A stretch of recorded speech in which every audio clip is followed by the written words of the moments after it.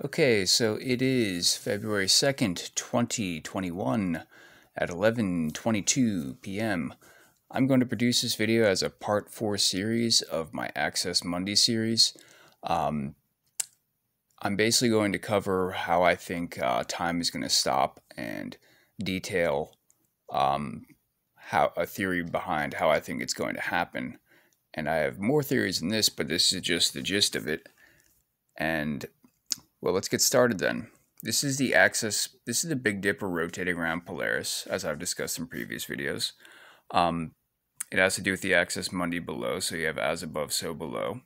Below is a rotating ball, a rotating pool of metallic magma, we believe, and we have pictures of it. It's just that they appear to be scrubbing YouTube clean, or it's hard to find on YouTube, and I just can't find it right now. I might have it saved on my computer, but you just have to take my word on that. It's a pool of metallic magma that circles around, and that produces the magnetic field here. Now, why this is important is because that produces the magnetic field here.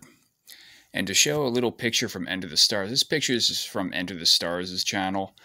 He has a picture, a picture of, and his theory is he's the one who gave me an idea of how, he gave me the idea of how light, when light gets, when light gets bent into a circle, it starts to become time, but it needs a field powerful enough to keep that speed of light contained. So he's the one who gave me that idea.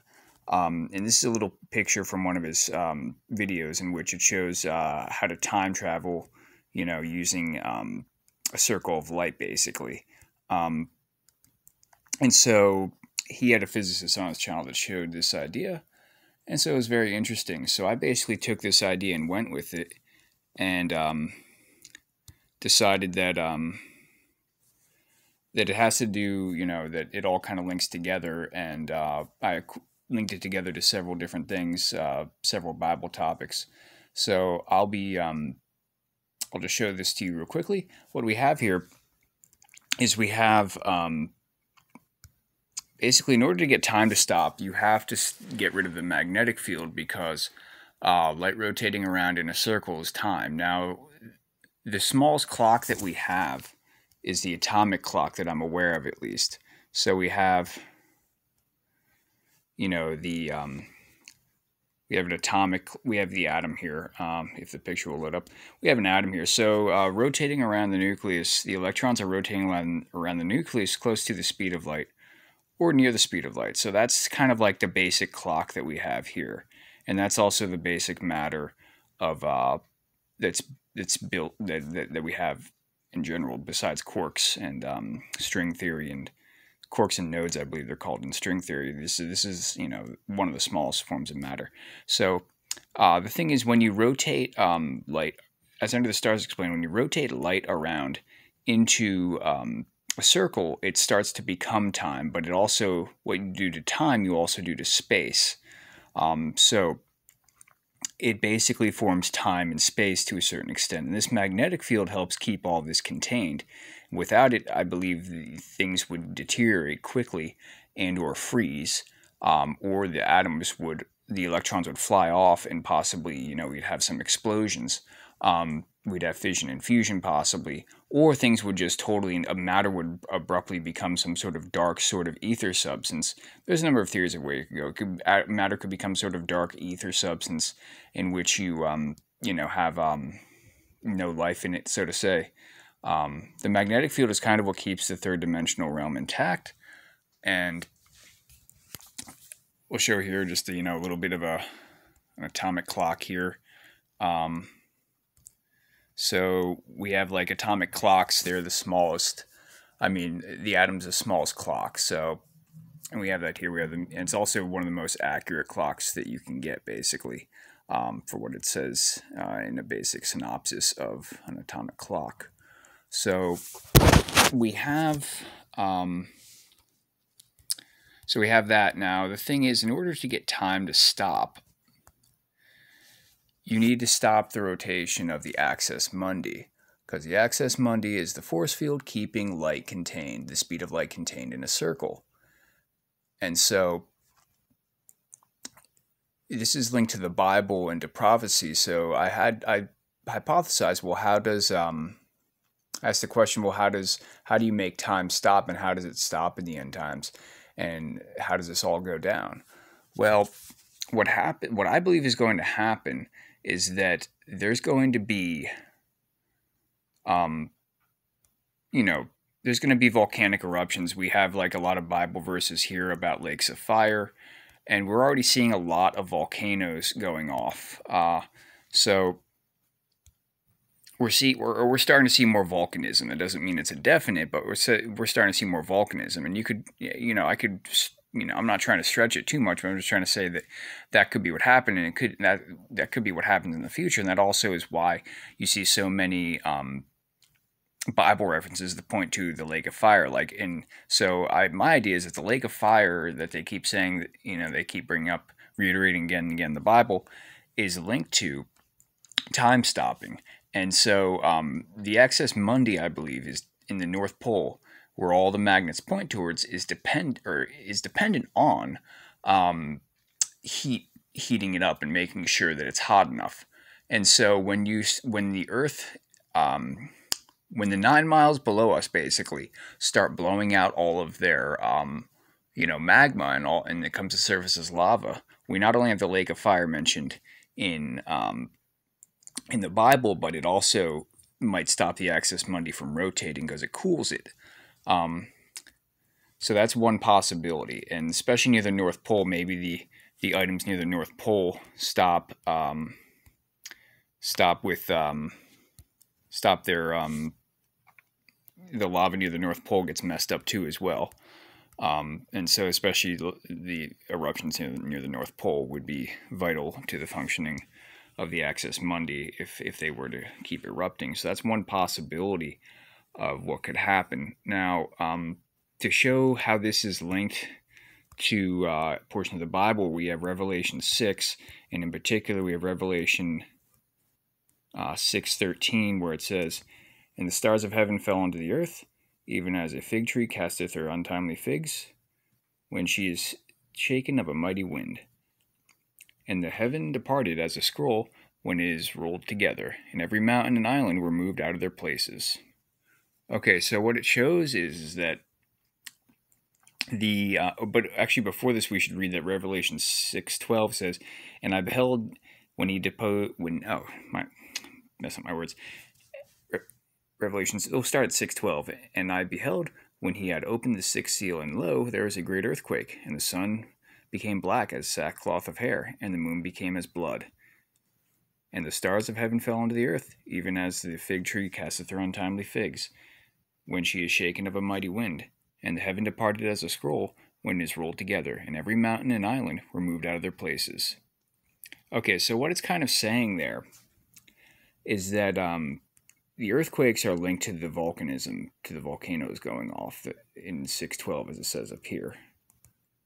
Okay, so that's linked to the volcanoes going off, and then so what happens is first the volcanoes go off, then the lava comes to the surface, and then what happens after that is the mechanism holding the stars up, which would be the magnetism. The magnetism is holding up all matter here, and it's probably holding up the dome, is what I'm going to assume, and causing the dome to weaken. So what it would do is it would initially first weaken the dome, possibly, and or weaken the force field besides the firmament, let's say.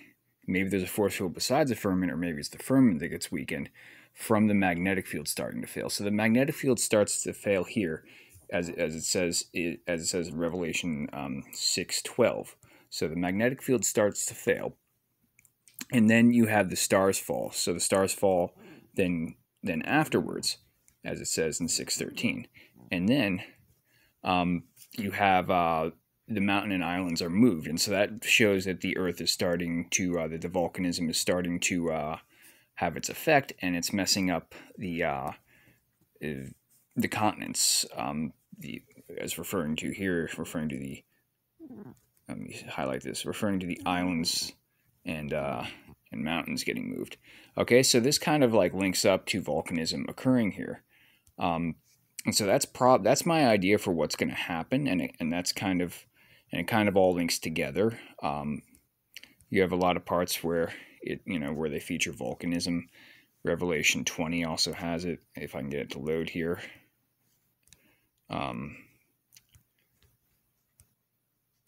Revelation 8, talks about, the burning fire. As Revelation 8:8 says. And Revelation 8:8 also links it to time and space, being the 88 constellations. Here's Revelation, let me scroll up here to show you what I'm talking about. Revelation 8:8.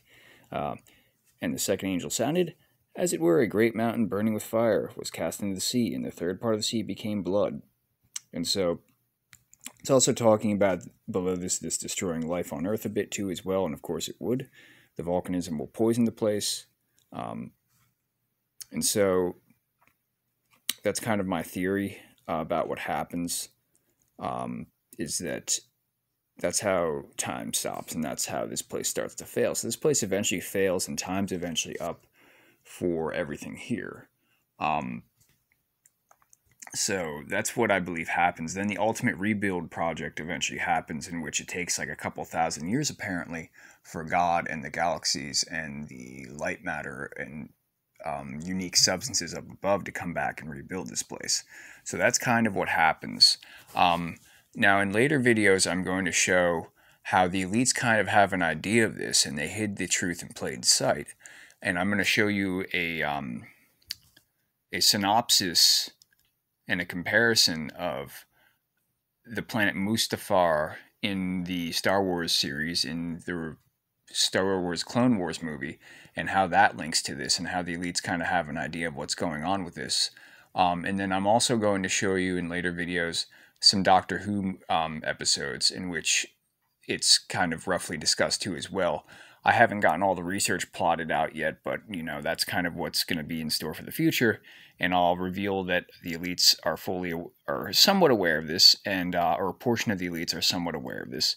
And so now the elites could, to put another theory out there, the elites could also the elites don't wish to they want to kind of live here forever. Some of them that are high up in the pyramid, they don't want to have time stop.